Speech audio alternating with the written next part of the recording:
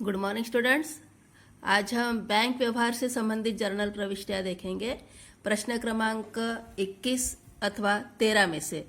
तो इस प्रश्न में आपको मेसर्स कपड़ा व्यवसायी अग्रवाल ब्रदर्स की पुस्तक में जर्नल प्रविष्टियां करनी है। सभी प्रविष्टियां 2002 वर्ष के संबंधित है, जनवरी माह की। पहला व्यवहार है 20,000 रुपये नगद और 25,000 रुपये के माल से व्यापार प्रारंभ किया। नेक्स्ट है 4 जनवरी बैंक में नगद रुपया जमा किया। 6 जनवरी सोहन से टाइपराइटर खरीदा व भुगतान चेक से किया। 13 जनवरी रमेश से चेक मिला। 15 जनवरी रमेश का चेक बैंक में जमा किया। 18 जनवरी किशोर से माल खरीदा। 20 जनवरी रमेश का चेक बैंक द्वारा अनादरित किया गया।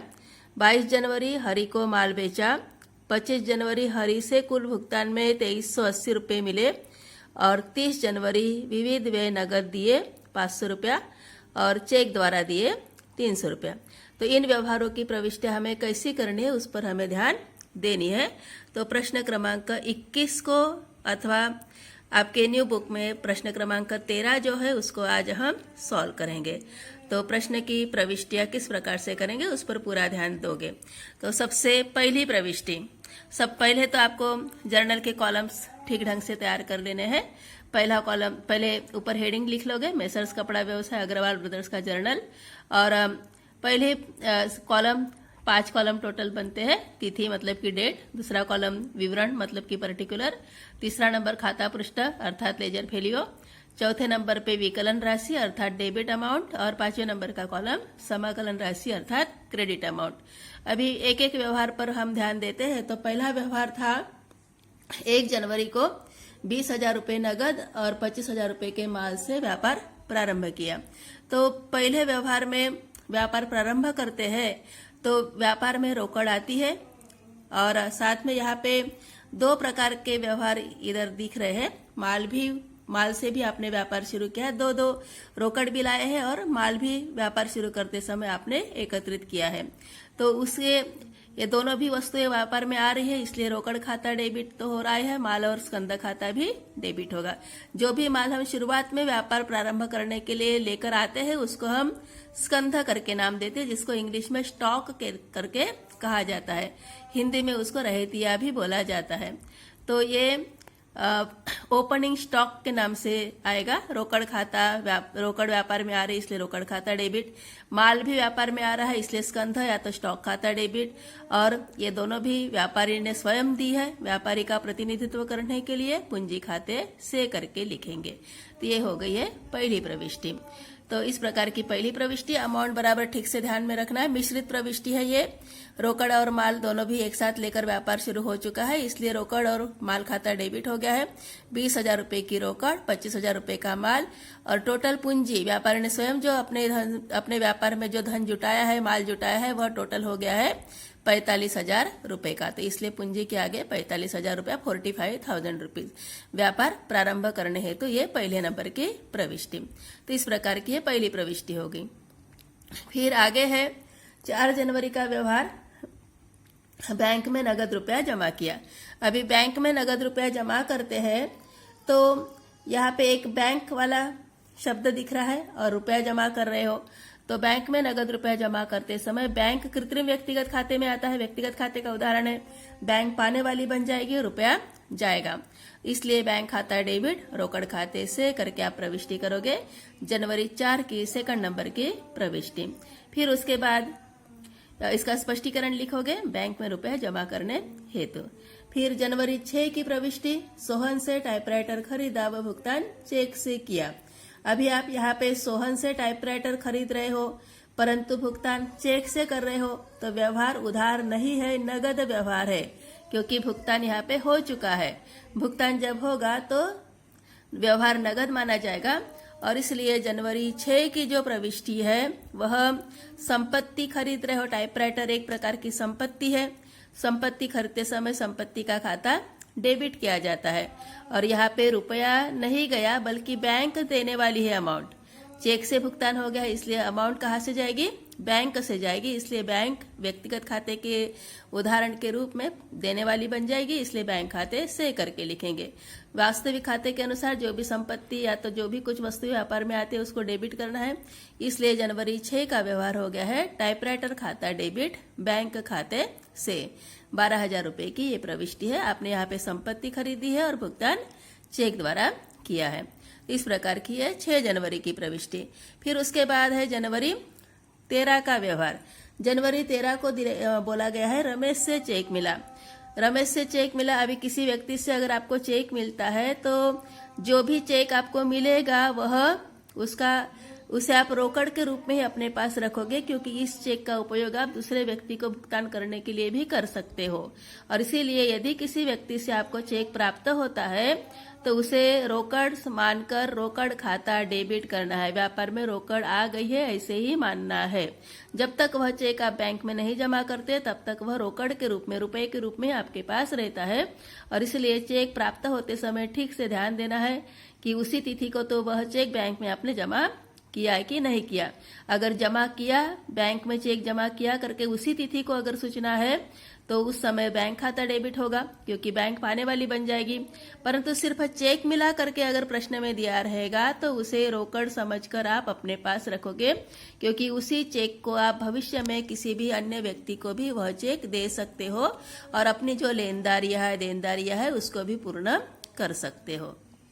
तो इसी कारण से जनवरी 13 का जो व्यवहार रहेगा, रमेश से चेक प्राप्त हुआ है, आपके पास रोकड़ आ रहे हैं यहाँ पे चेक के रूप में, इसलिए रोकड़ खाता डेबिट होगा और रमेश देने वाला बन जाएगा, इसलिए रमेश से करके लिखेंगे।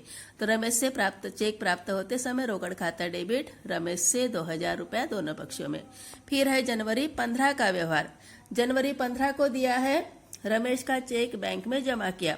13 तारीख को चेक मिला था, जनवरी 13 को चेक मिला था, अभी यह चेक 15 जनवरी को आप बैंक में भेज रहे हो। अभी इस तिथि को बैंक है वह रुपया पाने वाली हो जाएगी, इसलिए बैंक खाता डेबिट। बैंक कृत्रिम व्यक्तिगत खाता है, इसलिए व्यक्तिगत खाते का नियम बैंक के लिए लागू होता है। तो बैंक खाता डेबिट हो जाएगा क्योंकि बैंक पाने वाली है। और रोकड़ खाते से, अर्थात जो भी चेक आपके पास रोकड़ के रूप में आपने रखा था वह रोकड़ आपके द्वारा अभी जा रही है, व्यापार से वह रोकड़ जाएगी। और इसीलिए 15 जनवरी का व्यवहार होगा बैंक खाता डेबिट रोकड़ खाते से रमेश का चेक बैंक में जमा करने हेतु। तो इस प्रकार का ही जनवरी 15 का व्यवहार हो गया। फिर उसके बाद जनवरी 18 का व्यवहार। जनवरी 18 को दिया हुआ है किशोर से माल खरीदा। किशोर से अगर माल आप खरीदते हो तो यहाँ पे व्यवहार उधार रहेगा। व्यवहार उधार है, जो भी माल खरीदते हैं मतलब कि माल व्यापार में आएगा इसलिए डेबिट करोगे। खरीदा करके शब्द रहता है तो क्रय खाता डेबिट होता है। माल को आप क्रय करके लिखते हो, माल व्यापार में आया क्रय खाता डेबिट हो गया। और देने वाला किशोर है, यहाँ पे उधार माल आपने खरीदा है, नगद का कोई उल्लेख नहीं था व्यवहार में, इसलिए देने वाला जो व्यक्ति उस व्यक्ति के नाम के खाते से करके लिखेंगे। इसलिए प्रविष्टि हो चुकी है क्रय खाता डेबिट किशोर से। तो किशोर से आपने माल उधार खरीदा है। तो इस प्रकार के व्यवहार 18 तारीख तक संपन्न हुए। अभी मानो कि आपकी कॉपी में जितने भी व्यवहार एक पेज में आते हैं तो उन्हीं व्यवहारों को दिखाने के लिए आपको क्या करना पड़ता है, जैसे कि पहला व्यवहार, दूसरा व्यवहार, तीसरा व्यवहार, ऐसे करते करते 18 तारीख तक के व्यवहार आपके एक कॉपी में एक पेज में आ चुके मान लो। तो अभी उनका योग करेंगे, जैसे कि पहले व्यवहार 20,000, 25,000, दूसरे व्यवहार में 10,000 रुपए की रकम है, तीसरे व्यवहार में दोनों पक्षों में 12,000 है, चौथे व्यवहार में 2,000 है, पांचवें व्यवहार में भी 2,000 रुपया ही रहेगा जो चेक बैंक में जमा किया है आपने रमेश का। फिर उसके बाद 18 जनवरी के व्यवहार में 3,000 रुपया है। एक पेज में इतने व्यवहार आ चुके हैं तो आपको ये जो सभी व्यवहारों की टोटल करनी है, जिसकी योग आ गया है 74,000 रुपया। अभी यही योग क्या करोगे आप, दूसरे पेज में आपका कंटिन्यू प्रश्न शुरू है, इसलिए आप योग लेगा करके लिखेंगे, ठीक है। और 74,000 के सामने योग लेगा करके लिखोगे। और दूसरे पेज में जब ये प्रश्न जाएगा तो उस समय योग लागा करके लिखेंगे। क्या लिखेंगे, योग लागा करके उस समय लिखेंगे। तो इस प्रकार से दूसरे प्रश्न में जब दूसरे पेज में जब आपका ये प्रश्न ट्रांसफर होगा तब आपको पहले योग लागा करके लिखना है। डेबिट कॉलम में जो योग है वही और क्रेडिट कॉलम में भी जो योग है वही। वैसे जर्नल का दोनों पक्षों का योग हमेशा समान होता है। तो इस टाइप से अभी दूसरे पेज की शुरुआत करेंगे। कॉलम वैसे ही है, कॉलम को फिर से अलग से नाम लिखने की जरूरत नहीं है। तो 18 तारीख तक के व्यवहार हो चुके थे। अभी 20 जनवरी का व्यवहार। 20 जनवरी को बोला गया है कि रमेश का चेक बैंक द्वारा अनादरित कर दिया गया। तो रमेश का चेक जो आपको मिल चुका था 13 तारीख को, जिसे आपने 15 तारीख को बैंक में जमा किया था, अभी यही चेक 20 तारीख को क्या हो रहा है, अनादरित हो रहा है। चेक अनादरित होना, जिसको आप चेक बाउंस होना करके बोल सकते हो। तो चेक अनादरित होता है तो जिस व्यक्ति का चेक था उस व्यक्ति के पास वह वापस चला जाता है, अर्थात व्यक्ति यहाँ पे पाने वाला हो जाता है। चेक को पाने वाला व्यक्ति रमेश बन जाएगा और बैंक लौटाने वाली बन जाती है, अर्थात बैंक देने वाली बन जाती है। तो यहाँ पे चेक अनादरित होते समय व्यक्तिगत खाते का नियम लागू होता है। पाने वाले को डेबिट करना है, देने वाले को क्रेडिट करना है। यहाँ पे रमेश पाने वाला रहेगा और बैंक देने वाली रहेगी, इसलिए रमेश डेबिट बैंक खाते से रमेश का चेक अनादरित होने हेतु रमेश के चेक पर जो भी अमाउंट लिखी थी वही अमाउंट यहाँ पे आपको दिखानी है। फिर उसके बाद जनवरी 22 का व्यवहार है। हरि को माल बेचा। हरि को माल बेचा करके उल्लेख है, नगद का कोई उल्लेख नहीं है, इसलिए वो व्यवहार उधार माना जाएगा। अभी यहाँ पे हरि नाम का व्यक्ति है, वो माल को पाने वाला बन जाएगा, इसलिए हरि को डेबिट करोगे। हरि डेबिट हो गया और आपके पास का जो माल है वह जाएगा। माल बेच रहे हो मतलब कि आपके व्यापार में जो भी माल था वह माल कम हो जाएगा, माल जाएगा, इसलिए उस माल को, बेचे गए माल को हम विक्रय करके नाम से संबोधित करते हैं। और व्यापार से जो वस्तु जाएगी उसको क्रेडिट करना पड़ता है, क्योंकि विक्रय या माल वास्तविक खाते में शामिल होता है। इसलिए 22 तारीख की प्रविष्टि है, हरि डेबिट विक्रय खाते से हरि को माल उधार बेचने हेतु। तो इस टाइप से ये 22 तारीख का व्यवहार है। फिर उसके बाद जनवरी 25 वाला व्यवहार। अभी जनवरी 25 को दिया गया है, हरि से कुल भुगतान में 2380 रुपया मिले। हरि से कुल भुगतान में 2380 रुपया मिले करके सूचना है।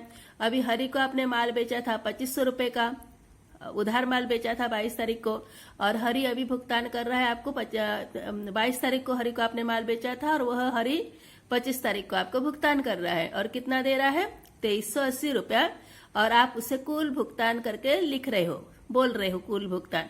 कुल भुगतान शब्द दिया जाता है, पूर्ण भुगतान करके शब्द दिया जाता है, तो व्यवहार की जो भी शेष अमाउंट है वह उधार नहीं रहती, व्यवहार को क्लियर कर दिया जाता है, पूर्ण कर दिया जाता है।